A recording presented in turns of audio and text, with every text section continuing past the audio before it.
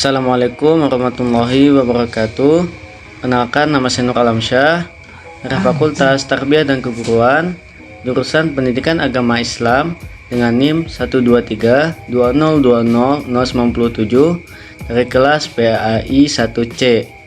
Saya di sini untuk mengerjakan ujian akhir semester dari mata kuliah Pendidikan Kewarganegaraan.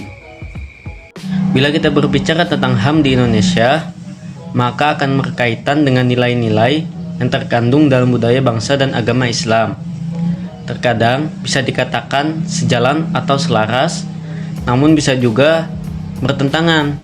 Pertanyaannya, di mana letak keselarasan dan pertentangan antara HAM dan agama? Sebelum saya menjelaskan tentang keselarasan dan juga pertentangan HAM dan agama, kita harus mengetahui terlebih dahulu bahwa prinsip HAM itu terbagi menjadi dua, yakni dilihat dari sudut pandang Barat dan juga Islam. HAM menurut pemikiran Barat semata-mata bersifat antroposentris, yang artinya segala sesuatu berpusat kepada manusia. Dengan demikian, manusia sangat dipentingkan karena ukuran kebenarannya adalah menurut manusia sehingga sifatnya akan subjektif.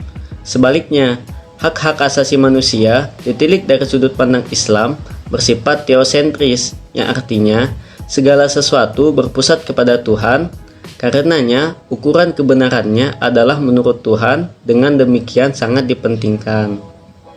Adapun keselarasan HAM dan agama ada beberapa, yaitu yang pertama, hak kebebasan beragama. Kebebasan dan kemerdekaan manusia merupakan bagian yang penting dalam Islam, tidak terkecuali kebebasan dalam beragama, sesuai dengan keyakinan masing-masing individu. Karenanya, Islam sangat melarang adanya tindakan pemaksaan keyakinan agama kepada orang yang telah menganut agama tertentu. Yang kedua adalah hak kebebasan berpendapat. Islam memerintahkan kepada manusia agar berani menggunakan akal pikiran mereka, terutama untuk menyatakan pendapat mereka yang benar, sesuai dengan batas-batas yang ditentukan hukum dan norma-norma lainnya. Adapun pertentangan HAM dan agama ada beberapa, yaitu yang pertama adalah dari sanksi hukum pidana Islam, yaitu qisas dan hukuman mati, yang masih dianggap sebagai tradisi klasik atau barbar yang sudah tidak relevan lagi dalam kehidupan modern yang menjunjung tinggi nilai-nilai kemanusiaan atau HAM. Dan yang kedua, adanya pembatasan, yakni pada kaum LGBT yang selalu menuntut haknya, tapi agama termasuk agama Islam dan agama lainnya melarang sekali perbuatan tersebut, dikarenakan memang sudah menyimpang dari kodratnya. Soal kedua, coba jelaskan dengan singkat dan berikan contohnya. Demokrasi menurut Montesquieu diartikan sebagai kekuasaan negara yang dijalankan oleh 3 lembaga berbeda, yakni legislatif, eksekutif, dan juga yudikatif. Masing-masing institusi tersebut harus berdiri secara independen, tanpa dipengaruhi institusi lain, sehingga tidak mengganggu kinerjanya.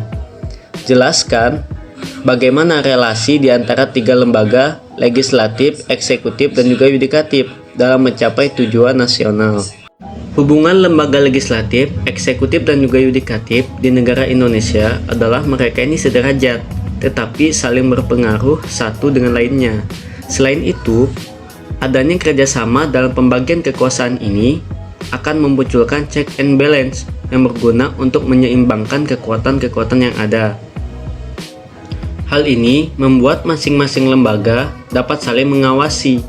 Pengawasan ini diperlukan agar setiap lembaga tidak menjalankan kekuasaannya secara berlebihan atau melampaui batas, sehingga adanya kerjasama tersebut membuat pelaksanaan kekuasaan negara berjalan dengan baik.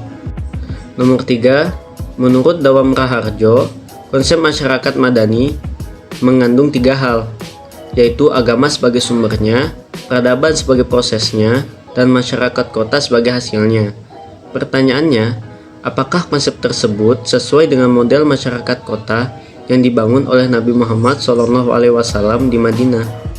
Konsep masyarakat madani menurut Dawam Raharjo memiliki 3 elemen, seperti agama, peradaban, dan juga masyarakat kota.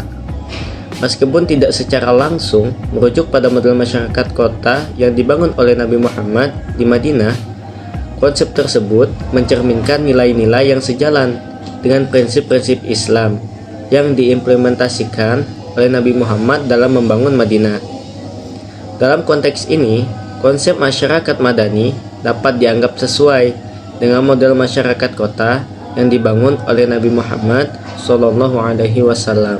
Nomor 4, radikalisme yang terjadi di Indonesia harus diposisikan sebagai persoalan yang serius, yang perlu segera untuk ditangani karena bertentangan dengan prinsip-prinsip demokrasi dan juga nilai-nilai yang terkandung dalam Pancasila, sehingga mengancam keutuhan NKRI. Pertanyaannya, bagaimana upaya efektif mitigasi radikalisme kepada para pemuda?